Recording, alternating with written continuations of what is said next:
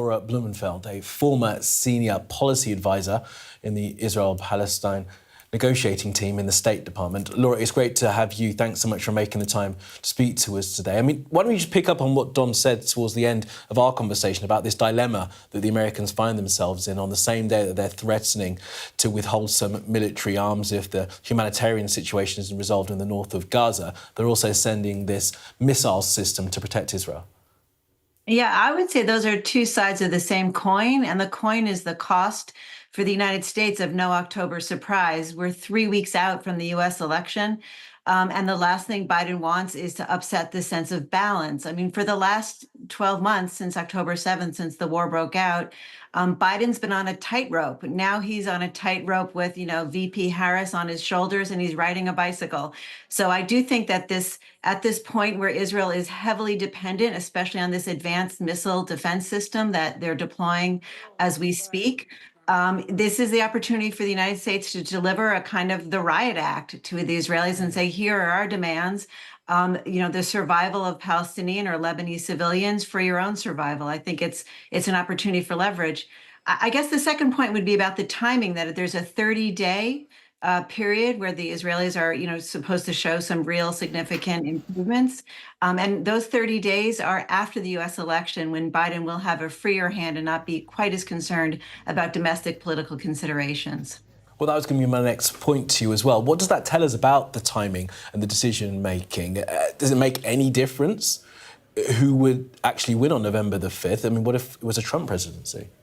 Yeah, no, absolutely. Either way, whether it's Harris or Trump, Biden is going to have a free hand. I mean, timing is the fairy dust of diplomacy. I learned the hard way when I was at the State Department. And look, one thing we saw in November of 2016, after Obama's two terms as president, he was freed up after that election to do whatever he wanted to do. And we saw in December at the UN, Secretary Kerry oversaw an abstention over a condemnation of Israel for settlements. And that was considered a big deal. I know it sounds like relatively mild given the conditions we're under today, but that was a pretty big rebuke to Israel. And it was, again, in that period after a presidential election and before the January 2020 or 2024, 2025 in this case would be swearing in. Absolutely. Look, talk to us a little bit about the relationship at the moment between these two allies. Has it ever been at a lower point? And is where the US-Israel relationship finds itself, is it recoverable considering how much criticism Israel is currently receiving by many people all around the world?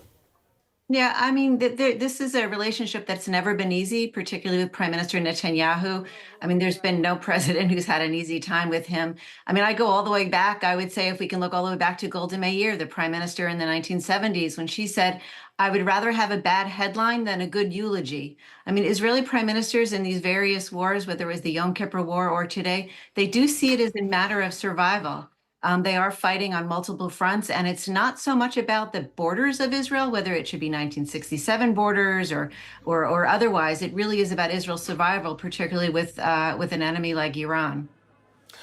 So where does this go next? We've seen some signalling, I think, from the Israelis. There's reporting that they've assured the Biden administration that they won't be striking at Iranian oil or nuclear facilities. I mean, is that assurance to be listened to? Is it credible to hear that sort of thing coming from the administration of Benjamin Netanyahu at this point? Well, it's interesting. I'm listening carefully, as is everybody. Netanyahu says we'll do what we want when we want, and it will be a big surprise.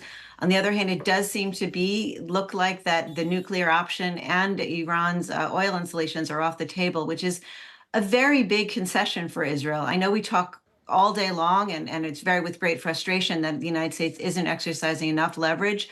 But those would be the two go-to targets. I think what they're trying to do is pace their escalation.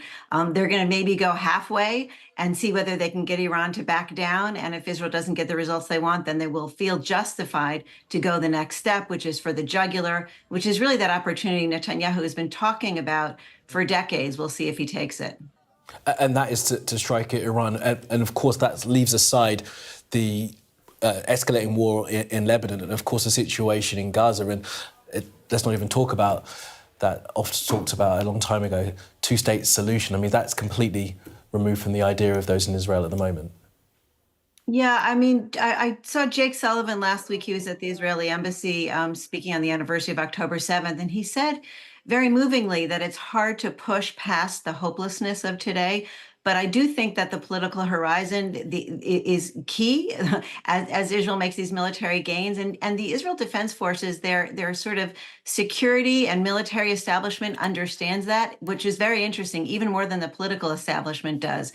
It seems like the guys sort of with the guns in Israel understand that you do need, if not a two-state solution, at least some political point on the horizon for everyone to hope for. So it isn't back into Gaza again and again and again. That's the last thing they want to do and the last place they want to be.